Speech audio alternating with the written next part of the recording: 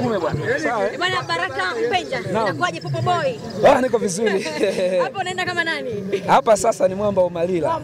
Mambo ya Popo Boy ni kwenye sanaa. Kidogo tumeweka pembeni. Hapa tupo kwenye kazi.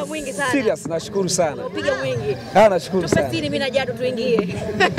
Wewe na Jadu, Betha na Jadu tutawachukua. Na Amani Ndimbo. Sawa. Baraka bwana, tuzungumzie mechi. Umekuwa kwenye kipaza kutangazia mechi hii leo. Pengine nini ambacho umekiona katika mchezo huu leo? Kwanza ni namna mechi ilivyokuwa imeandaliwa.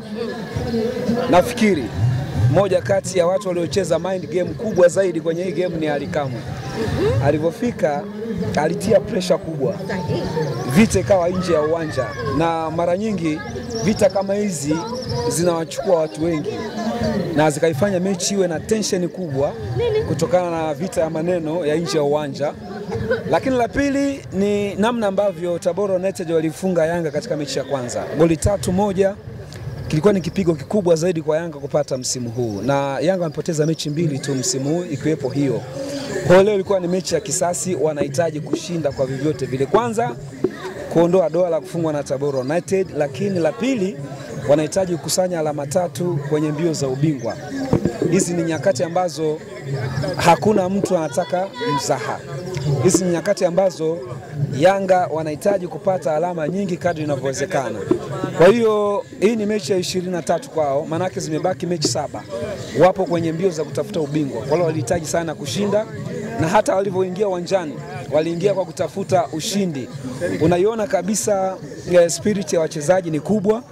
Nilimsikiliza vizuri sana Milud Hamdi, kocha wa Yanga, alisema Tabora iliyoifunga Yanga huenda imebadilika, lakini Yanga iliyofungwa na Tabora sio hii na yeye kuwa kocha. Kwa hiyo leo ameandaa mipango mizuri ya kutafuta alama 3, na of course wamecheza vizuri sana kwenye transition, wamecheza vizuri sana kwenye umiliki wa mpira, walidominate game 100%. Nafikiri wamechukua mechi na Tabora walikuwa ni second team kutoka dakika ya kwanza mpaka ya mwisho. Hawakuwa na on target yoyote nafikiri, wala off target wa kupiga nyingi, walitawaliwa maeneo mengi muhimu ya mchezo. Sawa, Baraka Mpenja, nimezungumza na mashabiki wengi wanalalamika kwamba magoli yalipaswa kuwa 5. Ulikuwa karibu kabisa na vipaza na screen. Pengine niambie kwa mtazamo wako wewe, unaona pengine lile goli la Clement Mzize alikuwa offside? Kulikuwa na sintofahamu. Najua mwamuzi msaidizi nambari 1 Makame Mdogo, yeye ndo aliyeona offside, lakini walivyorudia kwenye picha za marejeo kwenye matangazo, bit ilikuwa ina utata kidogo, huku unaona moja kwa moja kama ni offside, kwa sababu kama ilikuwa ni offside manake yeye alikuwa amemhukumu Prince Mpumelelo Dube. Wakati mpira unatoka kwa Pacome Zouzoua, Prince Dube alikuwa onside, ambaye ndo alicheza mpira wa nyuma ambao Mzize alipiga shuti kali. Kwa macho yangu ambayo niliona kwa television, nadhani lilitakiwa kuwa bao. Na lingekuwa bao pengine ingekuwa ndo the best goal, ukiacha free kick ya Mwenda ambayo ilipigwa vizuri mno. Lakini wale wanaosema magoli yangekuwa mengi, of course Yanga alitengeneza nafasi, lakini Tabora United ni timu ambayo ina wachezaji wazuri sana na ni timu ambayo ina ushindani mzuri.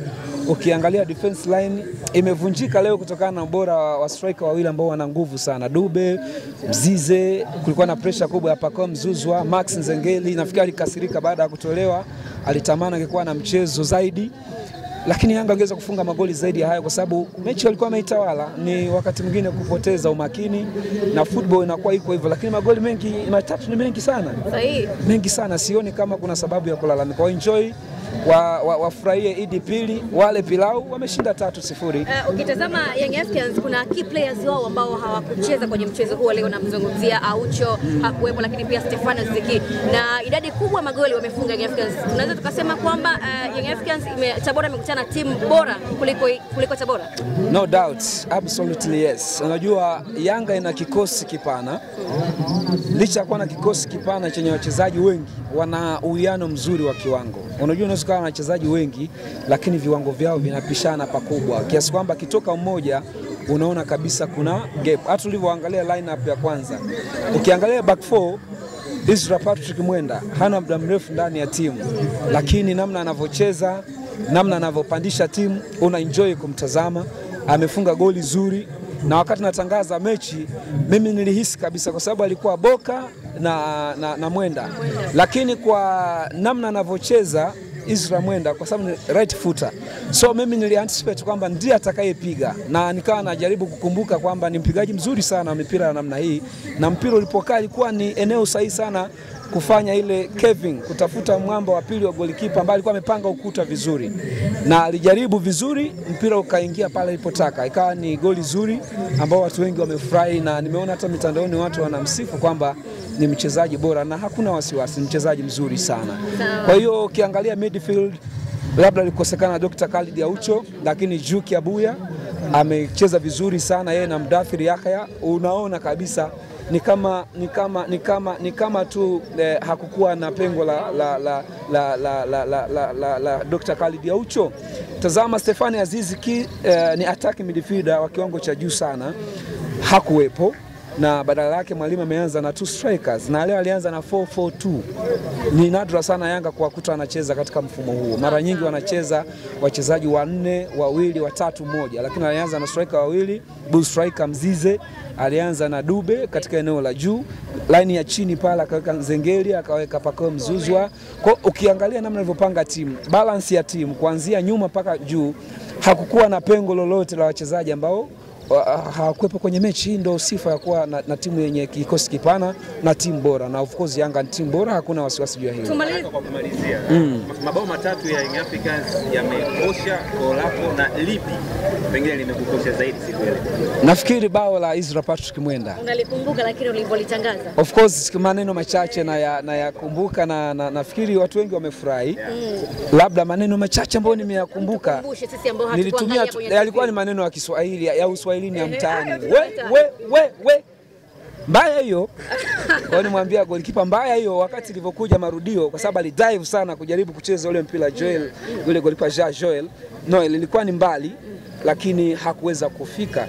Angejaribu kugusa mpira ule labda angevunja nyonga, na haikuwa nzuri kwake. Ilikuwa ni mbaya sana ile. Mbaya hiyo. One of the best goal imefungwa kwenye free kick, na nimefurahi sana.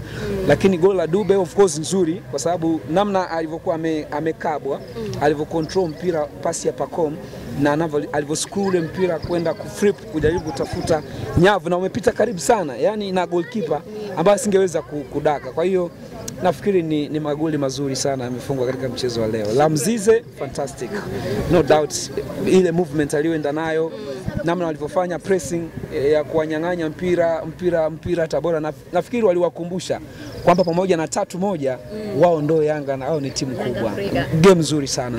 Bwana Baraka, sisi kushukuru sana kwa muda wako. Alhamdulillah. Idipili leo basi.